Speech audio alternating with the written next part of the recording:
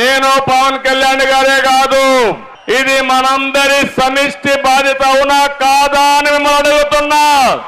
సమిష్టి బాధ్యత అయితే రాష్ట్రాన్ని కాపాడుకుంటామని గట్టిగా చప్పట్లు కొట్టి హర్షాన్ని ఆమోదాన్ని తెలియజేయాలి. ఈ రోజు మనందరం చేసే సంకల్పం తెలుగు జాతి ప్రపంచంలో నెంబర్ 1 గా తయారు కావాలి. అది చేసుకునే సత్తా మనకుంది, తెలివితేటలున్నాయి.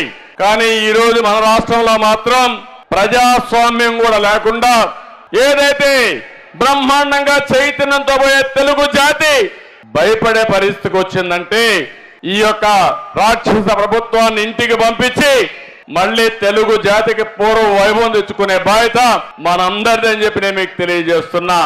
ఇటీవల 5 సంవత్సరాల నుంచి ఎక్కడా అభివృద్ధి లేదు, ఏమి అభివృద్ధి జరగకుండా బటన్ నొక్కే కార్యక్రమం పెట్టానంటాడు. నేను అడుగుతున్నా మిమ్మల్ని అందరినీ, మీకు ఇచ్చేది 10 రూపాయలు, మీ దగ్గర నుంచి దోచుకునే తమ్ముళ్ళు 100 రూపాయలు అవునా కాదా అని మిమ్మల్ని అడుగుతున్నా.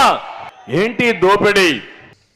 అధికారం లేనప్పుడు అరచేతిలో వైకుంఠం చెప్పి ప్రజల్ని మోసం చేసేటువంటి ఏమార్చేటువంటి ప్రయత్నంలో భాగంగానే ఈ రా కదలిరా, ఎవరు ఎందుకు రావాలి, ఎందుకు కదలాలి, ఎవరి కోసం కదలాలి, మీరేం మేళ్లు చేశారని, వాళ్ళ జీవితాల్లో ఏం ముద్రించారని చెప్పని కదలాలి, రావాలి అనేది సమాధానం చెప్పని వారిని డిమాండ్ చేస్తున్నాం.